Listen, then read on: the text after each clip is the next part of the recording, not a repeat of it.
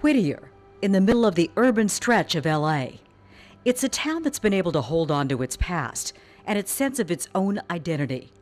From its days as a part of a vast rancho, it was a haven for Quakers and a quiet little agricultural outpost. But World War II brought a new cash crop: people. The orange groves became subdivisions for homes, and the population of Whittier soon outstripped the city's ability to serve its many new residents. The only hospital was so outdated and overcrowded that it turned patients away. And that hospital became inadequate for the growth of Whittier.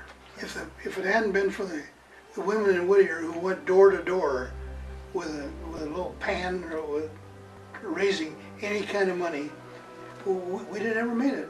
For all their good intentions, the fundraisers forgot to factor in a couple of medical needs, like an emergency room and the capital to keep the hospital open. Enter Mr. Hubert Perry, who in 1955 was determined to help fundraise and make the future hospital financially rock solid. These were tough times. We were vastly undercapitalized. None of the so-called millionaires in Whittier supported the hospital. It was a bottoms-up kind of a deal all the way. So it was a few dollars at a time, donation by donation, collected over the years by women's groups and doctors and churches and residents.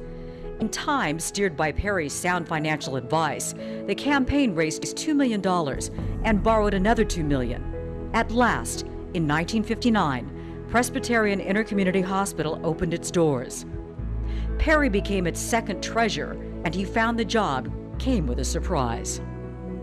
He moved into a desk, and the officer that was leaving said, "The Presbyterian hospital books are in your left-hand lower desk drawer." Hubert pulled that out and saw that the hospital had less than $500 in their checking account. In spite of Perry's scrupulous fiscal policies, the hospital struggled to stay open and financially afloat. We had Presbyterian board members who didn't believe you should make money in a hospital. We weren't making money, we were losing money. So in 1970, Perry brought a new idea to the hospital. It's called funded depreciation.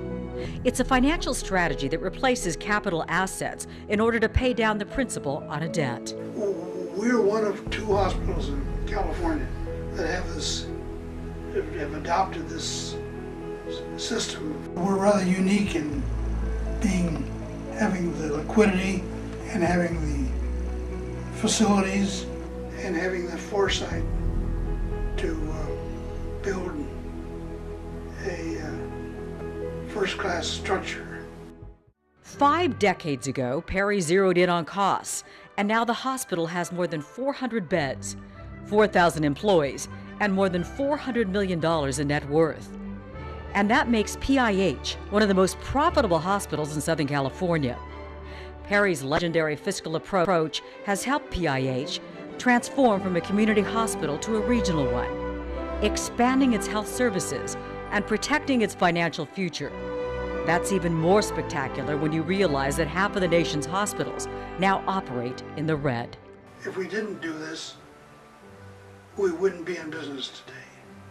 He shared his expertise with the hospital, and I think his main goal in life was to keep that hospital solvent, which he has. He's a community example of what everyone should strive to be.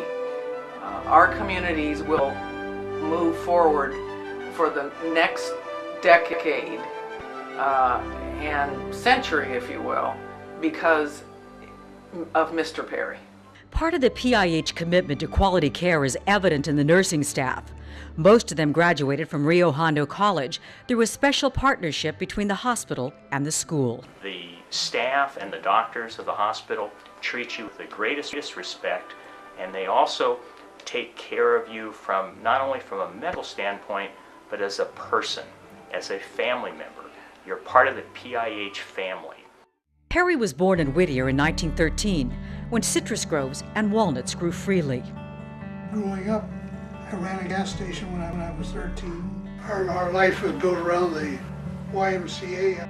Years later, Perry's father, who was a banker and longtime advocate for PIH, served on a committee to find a candidate for Congress. His suggestion? A Whittier College graduate named Richard Nixon. My dad gets the credit, I guess, for finding him. I think was responsible for certainly a part of his philosophy to abide my dad's advice and my dad's letters. Perry too graduated from Whittier College and got his MBA at Stanford.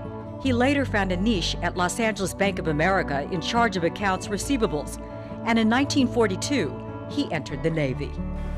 Spent 4 years as a cost inspector in a small shipyard. Upon his discharge, Perry went back to work at B of A, where he became regional vice president. And I retired in '75, and have been retired ever since. As one of Nixon's closest and longtime friends, Perry later helped build the Nixon Presidential Library. Yet through all of this, he never lost his enthusiasm for PIH. But why? I guess it was just a stubbornness. The man whose name now graces the hospital's pavilion, the man who was given 54 years of unpaid service to PIH, says he is a futurist and figures man who will never stop working to turn a deficit into a profit in the accounting books and the book of civic deeds. I don't think I'd be alive today at 95, almost 96, if it weren't for being involved in these things. It's not only been a struggle, but it's been very satisfying.